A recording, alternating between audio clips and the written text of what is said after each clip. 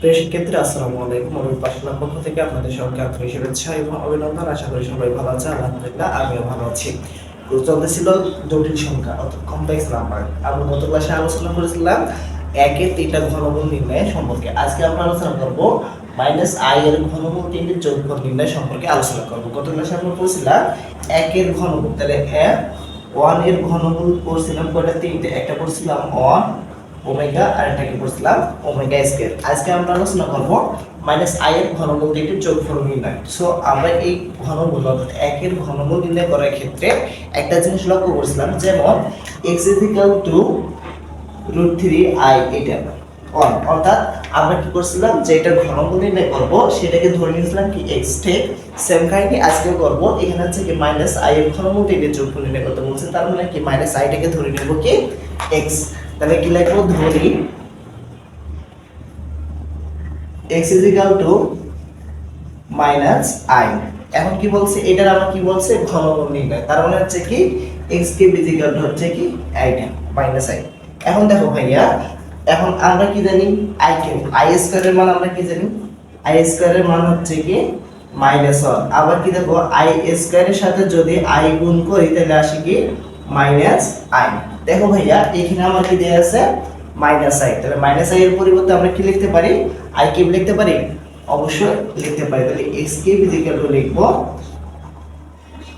i cube. দেখো ভাইয়া, আমরা কি লিখলাম? আমরা জানি i স্কয়ার এর মান হচ্ছে কি -1।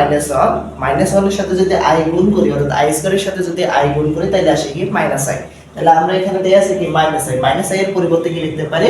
i cube. এখন দেখো তো ভাইয়া, এইখানে দেয়া আছে x কিউব, এখানে দেয়া আছে i কিউব। এই দুটো কি কি দেয়া আছে? এই সমান্তরালের দিকে এটাও কি দেয়া আছে? গুণ অবস্থা। তাহলে সমান্তরালের এদিকে যদি গুণ অবস্থা থাকে তাহলে এদিকে আসে কি হবে? ভাগ। বা আমরা এটা লিখতে পারি x কিউব বাই হচ্ছে কি i কিউব ইকুয়াল টু কি লিখতে পারি? 1। বা দেখো এটা সম্পূর্ণটার উপর যদি পাওয়ার করে দেই তাহলে সে x বাই হচ্ছে কি i, তার উপর হচ্ছে কি কিউব ইকুয়াল টু কত হচ্ছে? 1। দেখো ভাইয়া, এখন এই যে কিউবটা এদিকে যদি আমি ডান পাশে যদি এ করে দিই তাহলে কি আসে? x বাই i কিউব কত হচ্ছে? 1। গত ক্লাসে ভাইয়া পড়ছিলাম এখন কি বলছে? অন এর ঘনমূল। অন এর ঘনমূল বলতে আমরা কি পড়ছিলাম? গত ক্লাসে পড়ছিলাম অন এর ঘনমূল। অনেক ঘনমূল পড়ছিলাম কি? একটা 1, একটা হচ্ছে কি ওমেগা, আর একটা কি পড়ছিলাম? Omega square. এখন আমরা এই অনেক ঘনমূলের জায়গায় কি বসাই দিব? জাস্ট মানটা বসাই দিব। তাহলে x i, এখন মান বসাই দিলে কি আসে? একটা আসে কি 1 ওমেগা, আর একটা আসে কি ওমেগা স্কয়ার। এখন কি করব? এই আইটা দ্বারা উভয় পক্ষকে কি করব? গুণ করে দিব। তাহলে i দ্বারা গুণ করে দিলে আসে কি x = i ওমেগা, আর একটা আসে কি i ওমেগা স্কয়ার। এটা কি পাইলাম? এখন দেখো ভাইয়া, আমার এখানে কি বলছে? -i এর ঘনমূল তিনটে যোগফল। তার মানে -i এর ঘনমূল পাইলাম কি? একটা i ওমেগা, আর একটা কি পেলাম? i omega square. এখন কি বলছে? এটা যোগফল নির্ণয়। তাহলে যোগফল নির্ণয় করতে কি করতে হবে?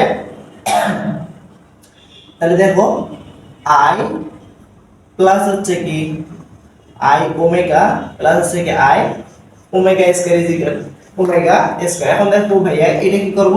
উভয় পক্ষকে, অর্থাৎ এখান থেকে কি i কমন যাচ্ছে, i কমন নিলাম, তাহলে কি থাকে 1 ওমেগা আর আসে কি ওমেগা স্কয়ার। এখন দেখো ভাইয়া, একটা সূত্র পড়ছিলাম i এর, অর্থাৎ যখন একের ঘনমূল নির্ণয় করছিলাম তখন কি পাইছিলাম? 1 ওমেগা ওমেগা স্কয়ার। আমরা জানি কি তিনটা ঘনমূলের সমষ্টি কি হয়? 0। তার মানে এখানে দেয়া আছে 1 ওমেগা প্লাস ওমেগা স্কয়ার। তার মানে এটার মান কি দেয়া আছে? 0। i গুণন 0 ইকুয়াল টু কত হচ্ছে? 0। তার মানে কি পাইলাম? -i এর ঘনমূল তিনটে যোগফল ইকুয়াল টু কি পাইলাম? 0। আশা করি সকলে ব্যাপারটা বুঝতে পারছো।